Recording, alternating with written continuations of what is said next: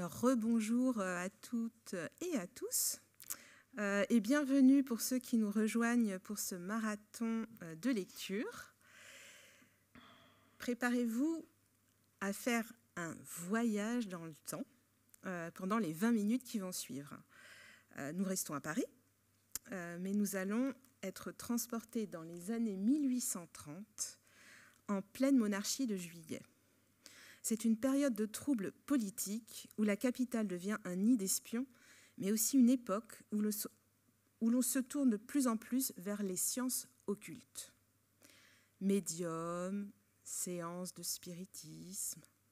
Si certains s'y intéressent par pur divertissement, d'autres voient dans ces nouvelles pratiques l'opportunité de commettre des crimes sans être inquiétés. Mais Valentin Verne, enquêteur au bureau des affaires occultes, n'est pas dupe. Entre intrigue politique, secret d'État et mysticisme, le jeune inspecteur peut compter sur son discernement, sa connaissance des sciences et ses talents de fin bretteur pour faire la lumière. Le fantôme du vicaire est la suite du bureau des affaires occultes d'Éric Foissier, qui a reçu le prix Maison de la Presse en 2020. Un polar foisonnant et très documenté avec un héros atypique qui s'écoute presque d'une traite. Si Éric Foissier sait ménager le suspense dans son écriture, Benjamin Jungers est un lecteur hors pair qui nous happe dès les premières minutes dans l'univers du roman. Oserais-je vous présenter Benjamin Jungers, plus jeune comédien admis à la Comédie Française, incroyable voix de doublage et surtout, pour ce qui nous concerne aujourd'hui, plus d'une vingtaine de livres audio à son actif. Sa lecture de la saga d'Éric Foissier reçoit un incroyable succès auprès des audiolecteurs et l'auteur lui-même a été plus qu'impressionné par sa performance, à tel point qu'il souhaite assister à une séance d'enregistrement. Je remercie les éditions Albin Michel et Éric Foissier de nous avoir confié la suite des aventures de Valentin Verne, Benjamin pour sa lecture et le studio Rosalie pour la réalisation de ce livre audio et du précédent. Et je vous souhaite à tous une très belle écoute.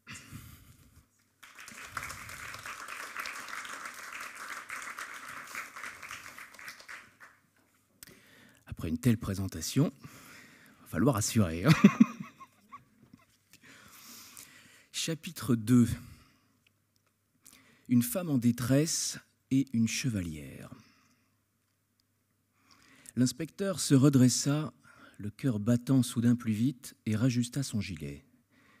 Il était rare qu'on le dérange à une heure aussi matinale.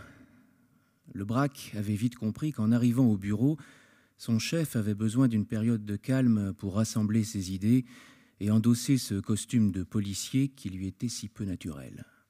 En bon chien de garde, il défendait sa porte contre toute irruption intempestive et laissait toujours s'écouler une bonne heure avant de pointer le bout de son museau. Pourquoi en allait-il différemment aujourd'hui? Était-ce en rapport avec l'affaire qui, en secret, préoccupait tant Valentin? Lui apportait-on enfin la nouvelle qu'il attendait impatiemment depuis l'avant-veille? Il pria pour qu'il en soit ainsi. La traque durait depuis trop longtemps déjà, il fallait qu'elle prenne fin. À son invitation, un Isidore Lebrac à la tignasse en broussailles franchit le seuil du bureau. Il paraissait dans ses petits souliers.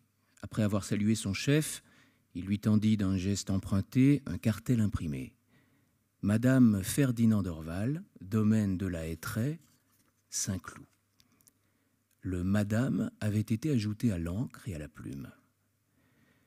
Je lui ai proposé de la recevoir, se justifia Lebrac, mais elle a insisté pour vous parler personnellement. Elle prétend qu'elle n'abusera pas de votre temps, mais qu'elle ne voit pas vers qui d'autre se tourner.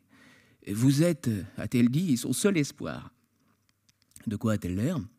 C'est une femme distinguée, avec un je ne sais quoi de vulnérable dans l'apparence, mais elle est tout à fait charmante. Valentin lui fit signe de l'introduire dans la pièce. C'était en effet la plus délicieuse jeune femme qu'on puisse imaginer. Pâle et menue, le visage finement dessiné sous des boucles au burn, avec une ombre autour des paupières et des gestes lents qui lui donnaient l'air d'une convalescente osant une première sortie après une longue et pénible maladie. Valentin se leva pour l'accueillir et lui offrir un siège. Elle s'assit avec grâce et inclina joliment la tête pour mieux le dévisager. Un sourire très doux et un peu triste étirait ses lèvres. « Je vous suis reconnaissante de m'accorder un peu de votre temps. » Sa voix était posée, étonnamment ferme, quoique légèrement voilée. « Bien sûr, vous ne me connaissez pas, mais moi, je sais qui vous êtes. J'ai suivi dans les journaux le déroulement de vos récentes enquêtes. Vous lisez donc la presse ? Cela vous étonne, n'est-ce pas ?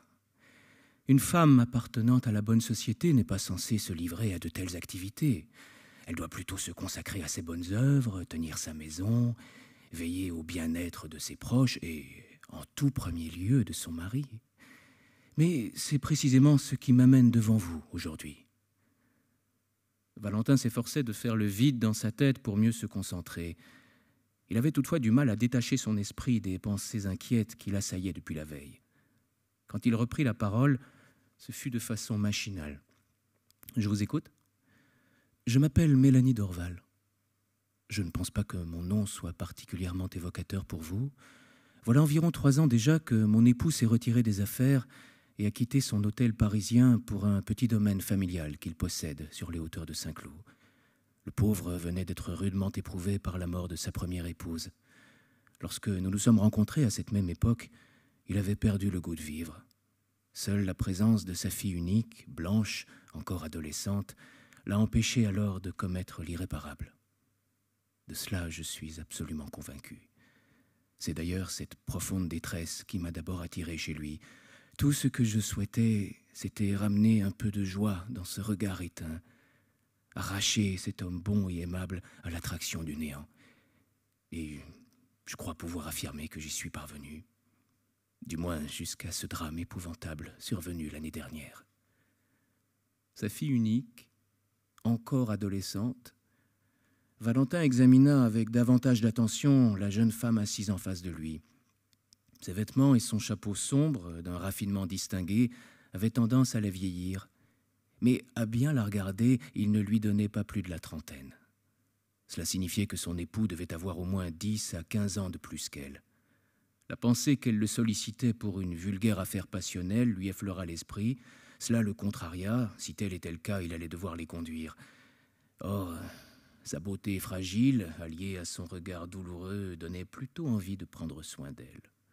Tout homme normalement constitué devait nourrir le désir de la placer sous son aile. « Un drame » interrogea-t-il pour dissiper le silence qui menaçait de devenir gênant. « Que s'est-il passé exactement ?»« Un drame, oui. C'est hélas le seul terme qui convienne. Il y a 6 mois, la malheureuse Blanche a fait une violente crise de convulsions. Elle avait eu une précédente attaque 1 semaine auparavant, sans que notre médecin de famille parvienne à en déterminer la cause. Mais cette récidive lui a été fatale. Nous l'avons retrouvée au petit matin, morte au pied de son lit. Mon pauvre Ferdinand. Ce nouveau coup du sort a définitivement brisé quelque chose en lui. Aucun père ne devrait avoir à vivre une épreuve comme celle-là. » Le front de Valentin se plissa. « Vous dites que cette disparition soudaine remonte déjà à 6 mois. Pourquoi avez-vous attendu aussi longtemps pour vous rendre à la police ?» Le regard de la visiteuse vacilla, puis ses pupilles se dilatèrent. Elle porta la main à sa poitrine avant de secouer la tête avec une certaine véhémence. Pourtant, quand elle reprit la parole, ce fut toujours de la même voix maîtrisée qui cherchait à capter toute l'attention de son interlocuteur. « Je crois comprendre que vous vous méprenez, monsieur l'inspecteur. Ce n'est pas la mort de ma belle-fille qui m'a conduite jusqu'ici, ou du moins pas directement. Pour être tragique, son décès n'en est pas moins dû à une cause naturelle. Mais comme je vous l'ai dit, mon époux a très mal supporté cette nouvelle épreuve. Son refus d'accepter la perte de son enfant l'a incité à consulter une sorte de médium, un individu au comportement plus que douteux qui est devenu, en l'espace de quelques semaines, un familier de la maison. Ce triste sire, un dénommé Paul Oblanov, a persuadé mon pauvre Ferdinand qu'il était capable d'entrer en contact avec l'esprit de la disparue. Je crains qu'il ne cherche tout simplement à profiter de la détresse de mon mari pour abuser de sa confiance. » « Qu'est-ce qui vous avait pensé cela ?»« À vrai dire, jusqu'à la semaine dernière, je n'étais pas réellement inquiète. Je me disais que la lubie de Ferdinand finirait par passer. Tôt ou tard, il se rendrait compte que ce slave de pacotille ne possède aucun pouvoir particulier. Et puis, coup sur coup, 2 incidents ont éveillé mes soupçons et mes craintes. Depuis, j'en ai perdu l'appétit et le sommeil. Racontez-moi cela. Le premier événement s'est déroulé il y a exactement 7 jours. Il faut vous dire que nous recevons cet Oblanov à dîner plusieurs fois dans la semaine et qu'il est hébergé au domaine tous les samedis et les dimanches. Est-il utile de préciser que mon époux n'a pas pris la peine de me consulter avant d'instituer ces odieuses invitations? Je vous disais donc que samedi dernier, j'ai surpris ce détestable personnage dans le bureau de Ferdinand. Il a prétexté qu'il cherchait le maître de maison, mais son trouble était visible. Je suis absolument certaine qu'il mentait et qu'il en avait après l'armoire forte dans laquelle sont conservés mes bijoux, ainsi qu'une somme assez conséquente en pièces d'or. D'ailleurs, j'ai interrogé depuis les domestiques et ils m'ont confirmé que cet escroc avait tenté à plusieurs reprises d'obtenir d'eux des renseignements sur notre train de vie et notre fortune. Passons à présent au second incident. C'est surtout cela qui m'a décidé à faire appel à votre aide. La chose s'est déroulée mercredi soir, il y a donc 3 jours. Oblanov a convaincu Ferdinand de se prêter à une expérience de spiritualisme pour entrer en communication avec Blanche. À la fin du dîner, nous nous sommes installés autour d'une table, dans la semi-obscurité. J'ai bien dit une table reposant sur 4 pieds solides, et non pas un simple guéridon.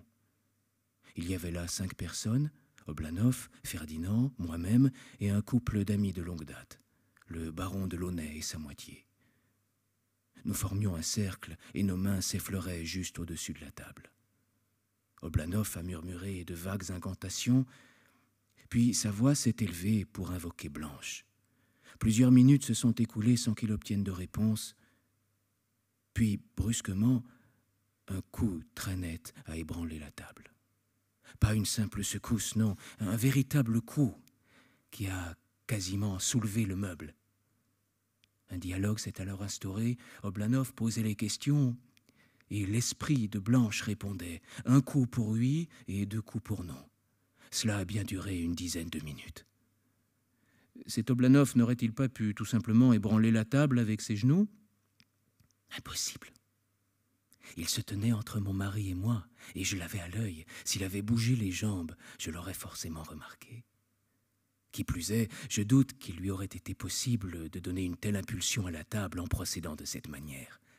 Pourtant, je suis certaine qu'il s'agit d'une mystification, et que si personne n'y met le holà, cette histoire s'achèvera de funeste façon. Elle ne forçait pas sur les effets dramatiques pour dire cela. Au contraire, elle conservait son sourire touchant, comme si cela pouvait estomper un peu la noirceur de ses prémonitions. Avez-vous fait part de vos craintes à votre époux? Vous n'y songez pas. Depuis qu'il a succombé au charme vénéneux de ce soi-disant mage, Ferdinand a comme un voile devant les yeux. Il ne consentira à le renvoyer que si quelqu'un peut lui apporter la preuve que tout cela n'est qu'une farce, qu'il est le jouet d'un misérable dont le seul but est d'exploiter son chagrin pour le dépouiller de ses biens. Je vous en prie, vous êtes mon seul recours. Qu'attendez-vous exactement de moi? Je vous l'ai dit. J'ai lu ce que les journalistes ont écrit à votre sujet. Je suis certaine qu'il vous suffirait d'assister à l'une de ces fameuses séances de spiritualisme pour révéler l'imposture. Vous pourriez venir dîner à la maison, mercredi prochain par exemple. Je vous présenterai comme un lointain cousin. Les Launay ont été tellement impressionnés par ce qu'ils ont vu la dernière fois qu'ils ont insisté pour que nous recommencions dès leur prochaine visite. Comme chaque fois qu'il était contrarié, Valentin sentit poindre un picotement derrière son oreille gauche. Il se retint de se gratter et secoua la tête d'un air désolé.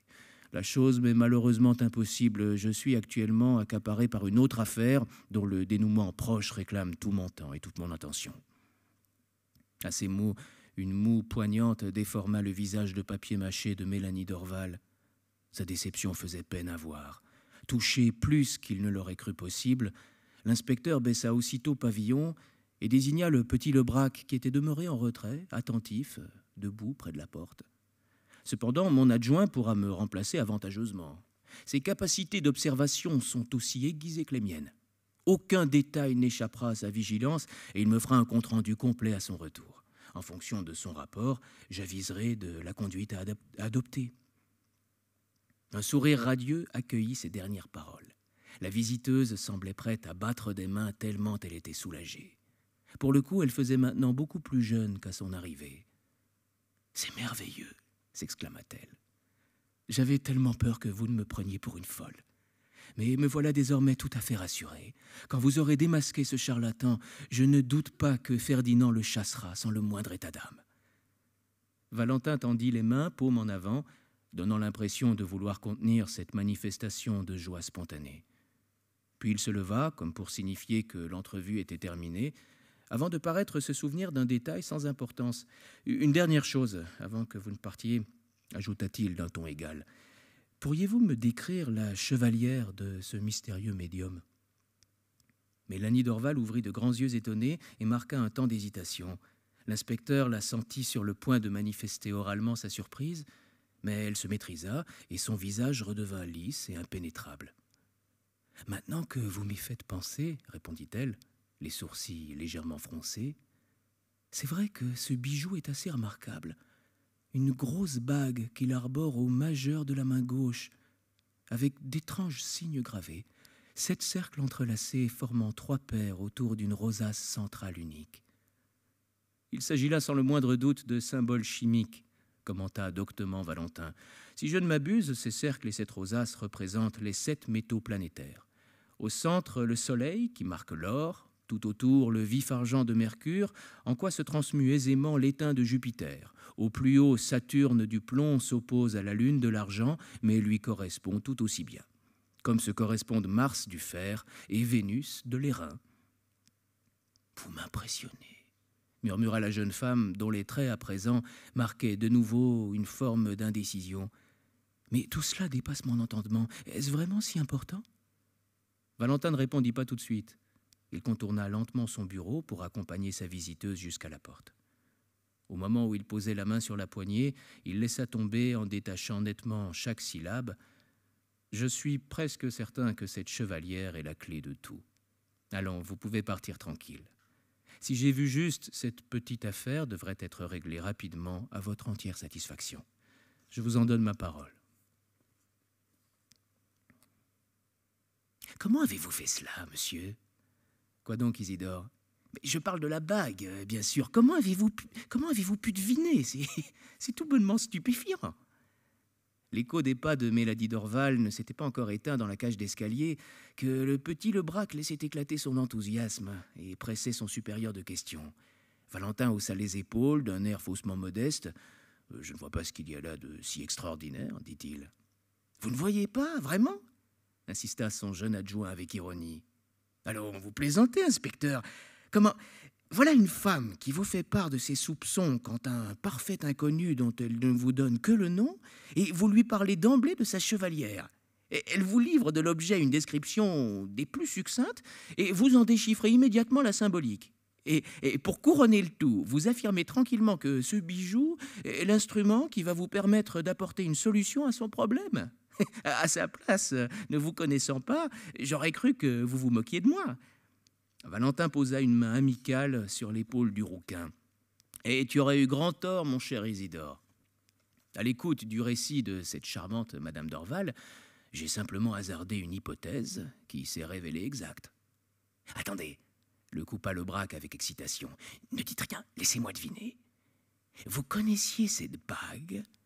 Ou vous en aviez déjà vu une semblable auparavant ? Voyons, ça pourrait être un signe de reconnaissance.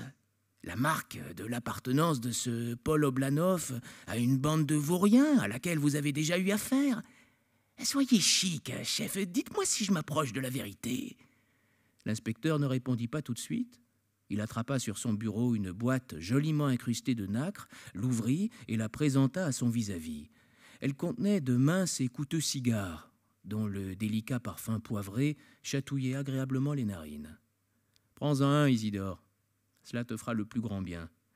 D'aucuns prétendent que fumer décuple l'activité des cellules de notre cerveau et stimule l'imagination. L'affirmation me paraît reposer sur des bases physiologiques quelque peu incertaines, mais qui sait, dans le doute.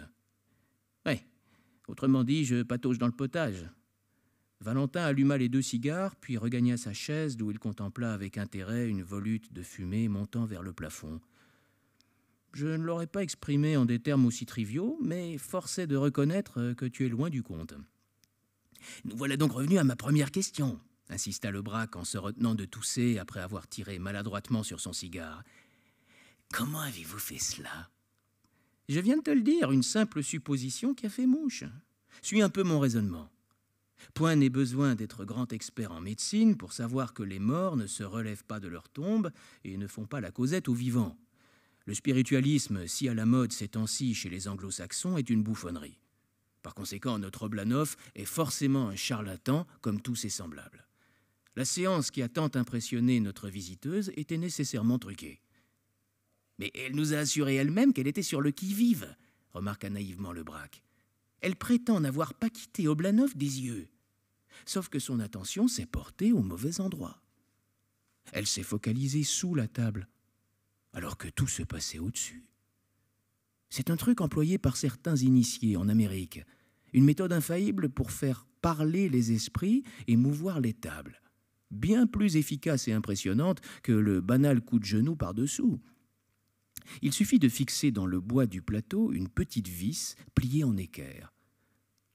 À condition que le trou soit percé à l'avance, cela peut être fait en quelques secondes et passer totalement inaperçu dans la semi-obscurité imposée par le soi-disant mage pour favoriser sa concentration. Lorsque l'assistance pose ses mains à plat sur la table, il suffit d'enfiler la partie horizontale de la vis dans une bague que l'on porte au doigt.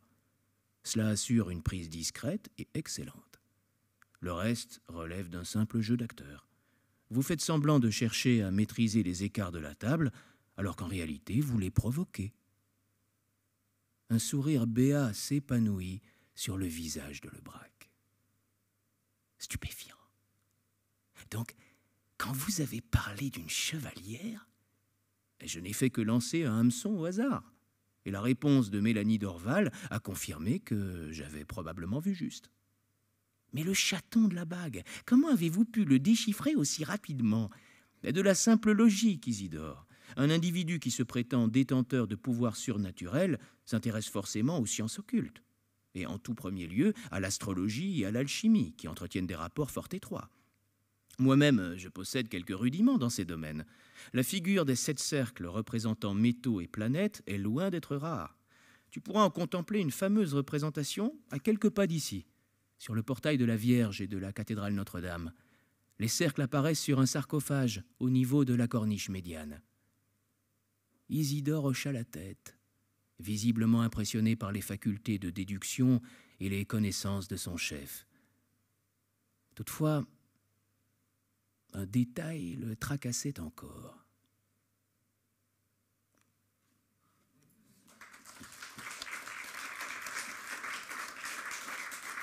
Merci.